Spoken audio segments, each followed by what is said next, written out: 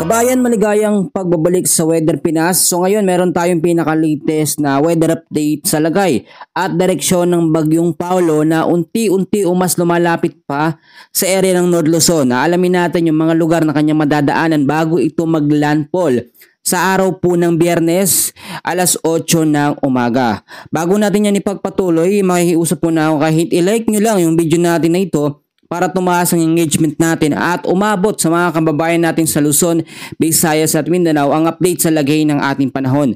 Sa huling tala ng pag-asa mga kababayan ko, ang sentro o huling lamata ng Bagyong Paolo, 575 kilometers east of Infanta, Quezon. Sa ngayon, mas lumakas ho ito sa 75 kilometers per hour.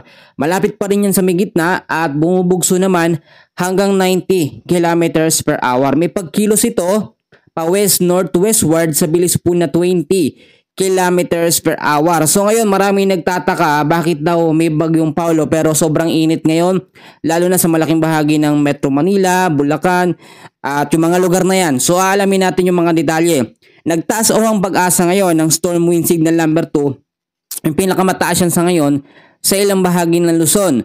So mamaya alamin natin yung mga lugar pa na madadaanan. Sa Luzon, nakataas ang signal number 2 sa southeastern portion po ng Isabela. At pagdating naman po mga kaibigan, ng ilang mga oras din, ay possible din maapektuhan ng signal number 2 ang northern portion po ng Quirino at northern portion po ng Aurora. So sa signal number 1 naman natin, apektado sa Luzon ang Cagayan, the rest ng Isabela, the rest po ng Quirino, Nueva Vizcaya, Apayao, Abra, Kalinga, Mountain Province, Ifugao, Benguet, Ilocos Norte, Ilocos Sur, La Union, kasama ang Tarlac, Nueva Ecija, the rest po ng Aurora, northern portion po ng Bulacan, kasama ang northern portion ng Pampanga, northern portion po ng Quezon, kasama ang Polillo Islands. Yung mga lugar na yan at kasama din ang northern portion ng Camarines Norte. Ilang bahagi yan ng Camarines Sur o northern portion din ng Camarines Sur ay nakataas po ang signal number 1. Northern portion ng Catanduanes apektado din. So yung mga lugar na aking binanggit sa ngayon hindi pa yan totally lahat na apektuhan ng signal number 1. Actually medyo mainit pa. Pero bandang hapon at sa paggabi na, diyan na mararanasan ang bugso ng Bagyong Paolo, no? Yung lakas or extension or yung trap ng kanyang hangin. Ang signal number 1 natin, meron niyang warning lead time na 36 hours. Ang ibig sabihin nito sa loob ng 36 hours, doon yun mararanasan. Kung mainit, hindi pa naman yan agad-agad, no? Sa mga susunod na mga oras. So, mas maganda maging handa na lamang tayo sa mga posibilidad na pwede pong mangyari. So, ngayon, alamin na natin yung pinaka-track and intensity forecast ni Bagyong Paolo at yung mga lugar na kanyang dadaanan at yung direktang lugar na kung saan ho siya maglalandfall. Mamayang alas 8 po ng gabi ay makikita ang lokasyon ng Bagyong Paolo, 340 kilometers east of Baler, Aurora. Bukas naman ang alas 8 ng umaga, Friday ho ito, inaasahan po no, na ito yung maglalandfall sa lokasyon na 35 kilometers east of northeast of Kasiguran, Aurora. Pero possible pa rin yan na magbago. Pagdating naman ng alas 8 ng gabi, bukas po Friday, 115 kilometers northwest of Bacnotan, La Union. At pagdating naman po ng Sabado alas 8 ng umaga, 420 kilometers west of Sinait, Ilocos Sur at nasa labas na ng ating Philippine Area of Responsibility. So, by Saturday ng umaga, ito ilalabas na ng ating Philippine Area of Responsibility pero yung extension o trap ng kanyang hangin ay makaka-apekto pa rin sa ilang bahagi ng ating bansa. So, dapat ho ay sinamantala na natin yung magandang panahon kaninang umaga pa hanggang ngayon. Madang hapon at sa gabi, diyan na po mararamdaman ang bugso at pag-uulan dulot ng Bagyong Paolo. Meron na rin tayo, nagtaas na rin ng pag-asa ngayon ng heavy rainfall warning dahil kay Bagyong Paolo. Ngayong hapon po, hanggang bukas ng hapon, 200 mm sa dami ng pag-uulan ang aasahan po sa may Aurora. 100 to 200 mm sa dami ng pag-uulan pa rin sa Cagayan, Isabela, Quirino, Nueva Vizcaya at Nueva Ecija.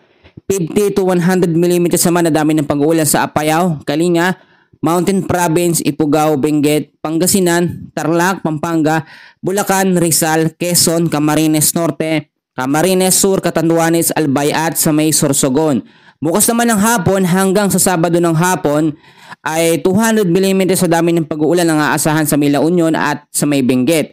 100 to 200 mm ng dami ng pag-uulan sa may Aurora, Isabela, Quirino, Nueva Vizcaya, Abra, Kalinga, Mountain Province, Ifugao, Pangasinan, Ilocos Sur at Zambales. Meron din tayong 50 to 100 mm sa dami ng pag-uulan bukas ho ng hapon hanggang sa Sabado ng hapon sa Cagayan, Apayao, Ilocos Norte, Nueva Ecija, Tarlac, Pampanga at sa may Bulacan.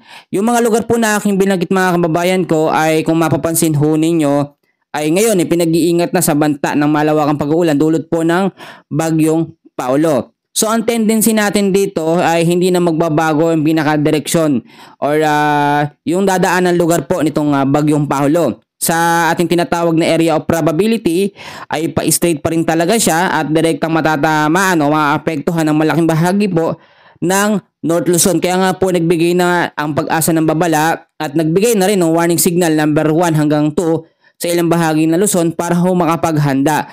So ngayon, may mga nagtatanong sa atin kung aabot daw ba ito sa pinakamalakas niya o typhoon o super typhoon category.